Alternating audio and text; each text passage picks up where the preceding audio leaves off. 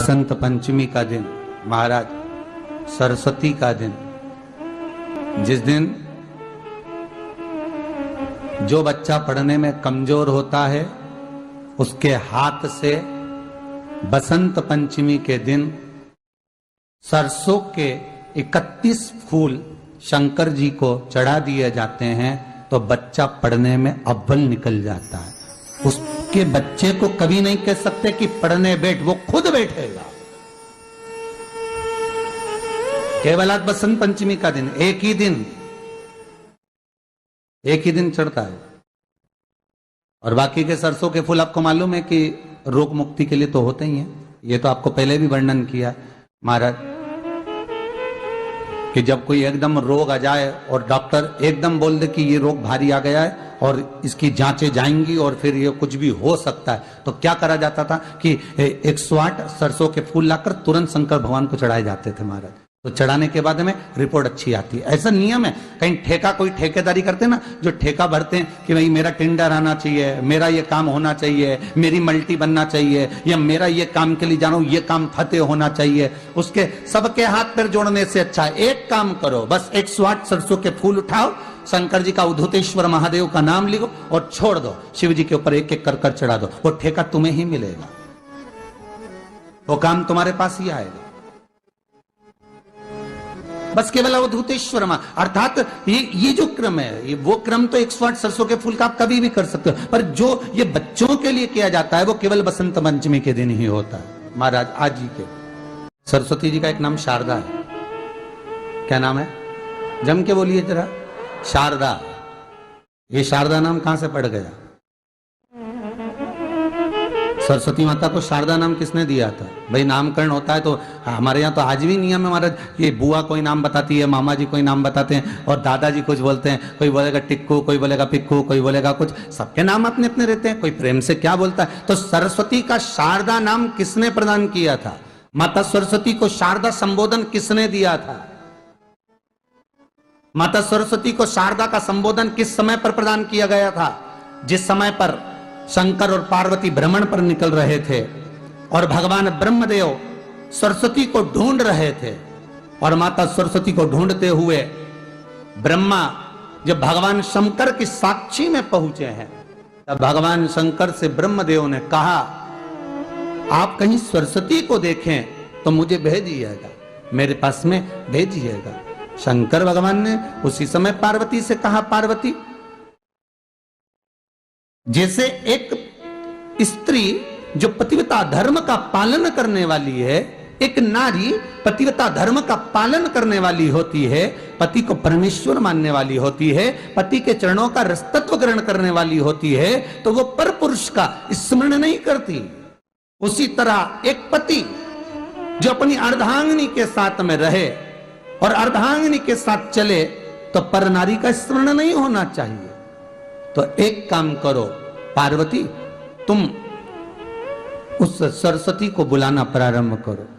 अब पार्वती जी ने कहा सरस्वती तो मेरी बहन जैसी है, सरस्वती तो मेरी सखी जैसी है, अब मैं उसको अगर बुलाऊं, आवाज दूं, अच्छा नहीं लगेगा। तो माता पार्वती जब ढूंढते ढूंढते ढूंढते ढूंढते शंकर भगवान के साथ में भ्रमण करती करती पहुंची, तो क्या देखती हैं माता पार्वती कि एक सरोवर के पास में माता सरस्वती बैठकर सरोवर में अपना मुखाग्रविंद देख रही थी। श्वेत वस्त्र था मेरा माँ का और बड़ी सुंदर गले में माला पहन रखी थी माता सरस्वती ने, और एक सरोवर में माता सरस्वती अपने मुख को जब निहार रही हैं, उस दर्पण के भाव में अपने प्रतिबिंब को देख रही हैं, तब उस समय पर माता पार्वती ने कहा,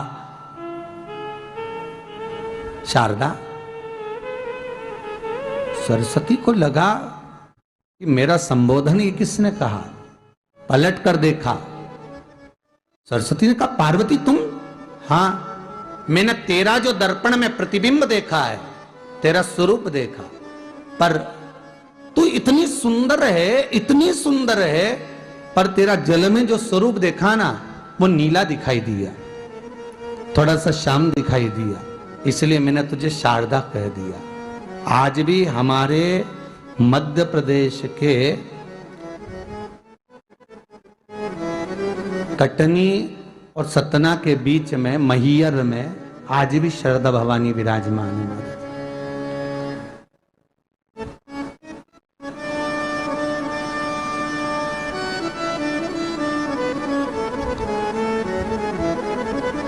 धार जिले में जाएंगे तो बाग क्षेत्र में मां बागेश्वरी, मां शारदा आज भी विराजमान। कहा सरस्वती जी पूछी, पार्वती तुमने मेरे को शारदा क्यों कहा? क्योंकि तेरा जो प्रतिबिंब था वो शाम नजर आ रहा था मुझे।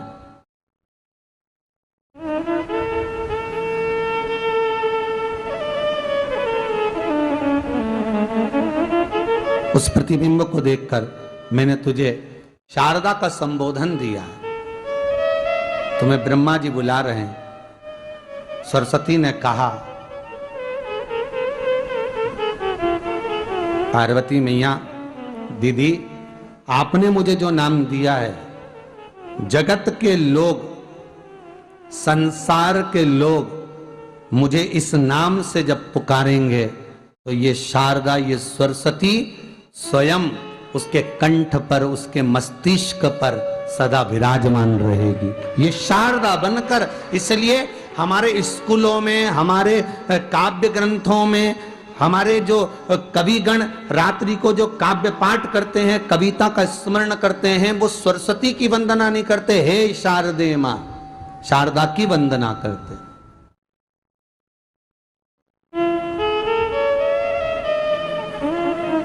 कभी आपसे कोई पूछ ले कि शारदा नाम पार्वती सरस्वती का कब पड़ा, तो आप बता सकते हैं कि ये माता शारदा नाम कोई सहज नहीं है। माँ ढूंढने के लिए जब निकली, ब्रह्मदेव के कहने पर भगवान शिव के साथ भ्रमण करती। नाम का उच्चारण कोई सहज नहीं होता। कोई देखता होगा, दादाजी ने अगर किसी का नाम कुछ रखा है तो कुछ सोच के रखा होगा, पिताजी ने अगर कुछ रखा है तो उसके मन में कुछ आया होगा तो रखा होगा, मम्मी ने अगर कोई नाम रखा है तो उसने कोई विचार कर कर रखा होगा। कोई नाम अगर किसी का रखा जाता है तो उसके अनुकूल रखा जाता है कि हो सकता है कि वो नाम की क्या उसके मन में चल रहा होगा।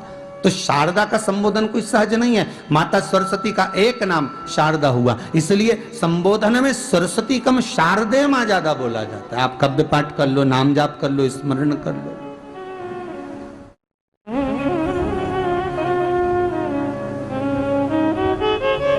शिव को प्रिय है पुष्प में आंक का पुष्प, जो आंकड़े का पुष्प होता है, शंकर को बड़ा प्रिय है। और दूसरे नंबर पर शंकर को प्रिय है शमी का पुष्प, बहुत ध्यान देना महाराज। तीसरे नंबर पर शंकर को प्रिय है महाराज सरसों का पुष्प। सरसों होती है ना, जो राई अपन बोते हैं, सरसों बोते हैं, उसमें पीले कलर का जो पुष्प लगता है। हमारा तो निवेदन रहता है जब तक सरसों आए तो प्रयास करा करो कि सरसों के 108 पुष्प शंकर भगवान पर चढ़ाना प्रारंभ कर दो। महाराज ये पक्का है कि वर्ष भर कोई बड़ी बीमारी आपको घेर नहीं सकती अगर सरसों के फूल शिव को चढ़ रहे हैं तो।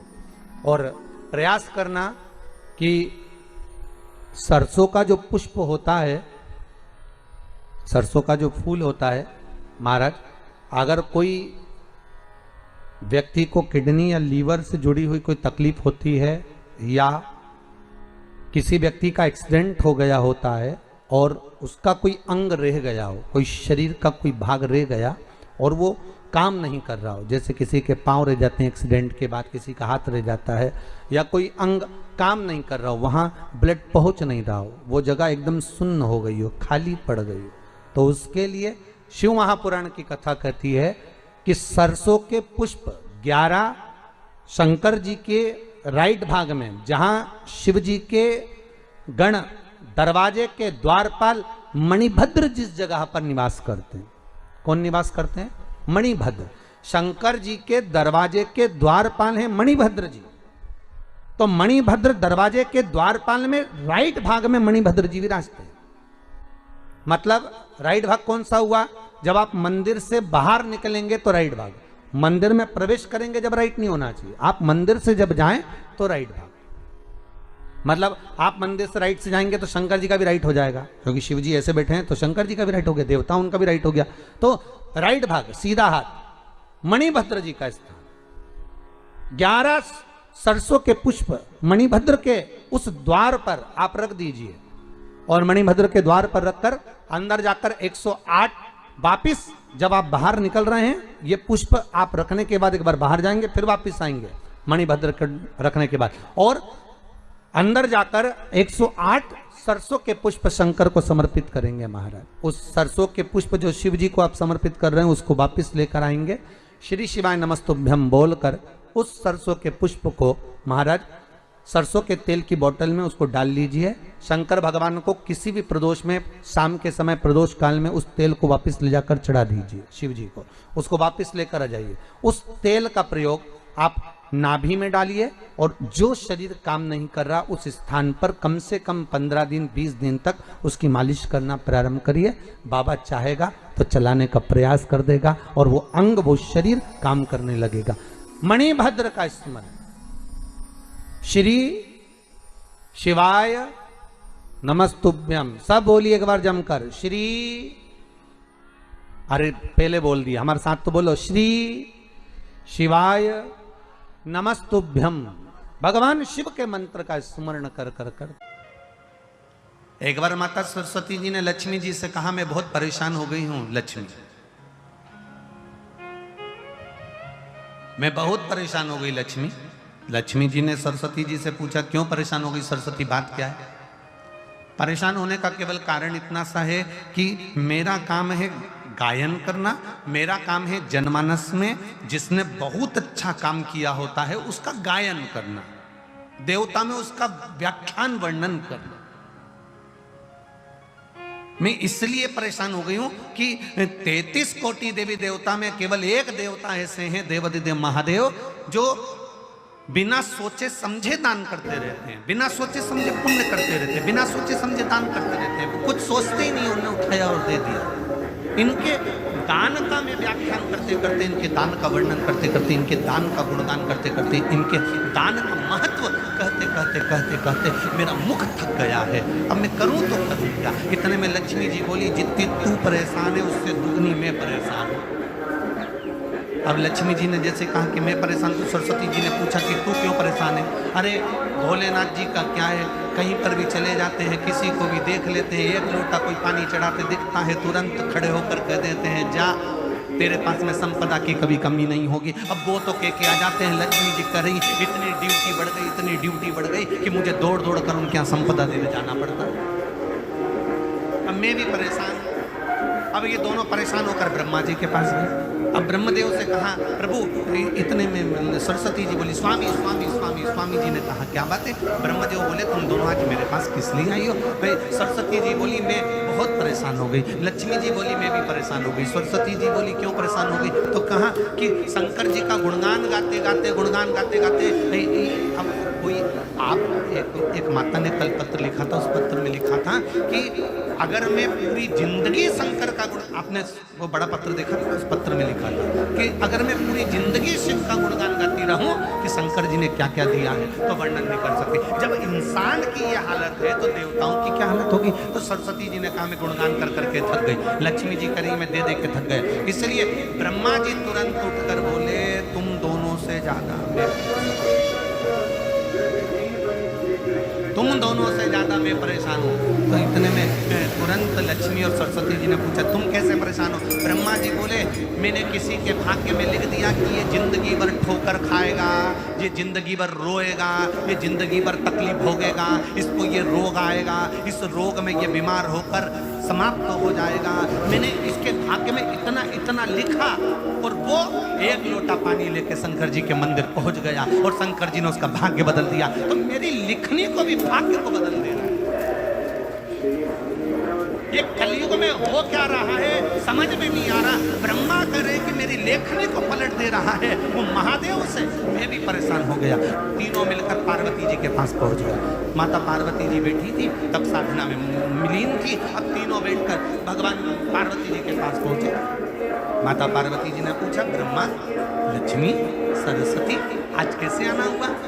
सरस्वती जी बोली, हम बड़े परेशान हो गए, तुम्हारे पति तब पुण्य कर रहे, तब पुण्य कर रहे, तब दान कर रहे कि हम बोल बोल के थके जा रहे। लक्ष्मी जी दे दे के थकी जा रही है। अच्छा, और ब्रह्मा जी तुम कैसे आए? ब्रह्मा जी बोले, मैंने ललाट पर लिखा था कि ये दुख भोगेगा, तकलीफ भोगेगा, कष्ट भोगेगा। इसकी किस्मत में कभी मकान नहीं रहेगा, इसकी किस्मत में कभी जमीन नहीं रहेगी, इसकी किस्मत में संतान नहीं रहेगी, इसकी किस्मत में ऐसा रहेगा। मैंने कितना कितना लिखा था, पर वो लोटा भर के शंकर जी को जल चढ़ाता है और देवाधिदेव महादेव प्रसन्न होकर उनके भाग्य को बदल देते हैं। हम तीनों परेशान हो गए, इसलिए हम अपनी नौकरी छोड़ने के लिए आए हैं। हमें अब यहाँ सर्विस करना ही नहीं, जब हमारी चले ही नहीं तो हम करके करेंगे क्या। पार्वती मैया आप कुछ कहो। पार्वती जी बोली, मेरा पति मेरे कहने में कभी नहीं चलता, मेरे कहने में चले ही नहीं तो मैं बोलूं क्या उसको। तो मेरे कहने में चलते तो मैं कह देती, फिर भी अगर आप कर रहे हो तो मैं बात करती हूँ। पार्वती जी भी शिव जी के पास गई, लक्ष्मी सरस्वती ब्रह्मा तीनों चारों शिव जी के पास गए। भोलेनाथ जी को एक लोटा जल चढ़ाया, शंकर जी प्रसन्न हो गए। प्रसन्न होते से ही बोले, मांगो तुम्हें क्या चाहिए। इतने में ब्रह्मा जी बोले, तुम ही देख लो, यब्बी के अब्बी हो गया। एक सेकंड हुआ बस, तुमने पानी चढ़ाया और वो बोल दिया मांग क्या चाहिए। अब इतने में पार्वती जी बोली, प्रभु बस इतना सा चाहिए। ब्रह्मा जी बड़े दुखी हैं, क्यों? इनने भाग्य में लिखा किसको ये दुख आएगा, इनने भाग्य में लिखा किसके यहाँ औलाद नहीं होगी, इनने भाग्य में लिखा किसको ये बीमारी आएगी, तुमने पलट क्यों दिया। ब्रह्मा जी तुम समझ नहीं सकते, चक्कर ये है कि मेरे पास कोई आता है, मेरा नाम ओघड़ दानी है। ओघड़ दानी का मतलब होता है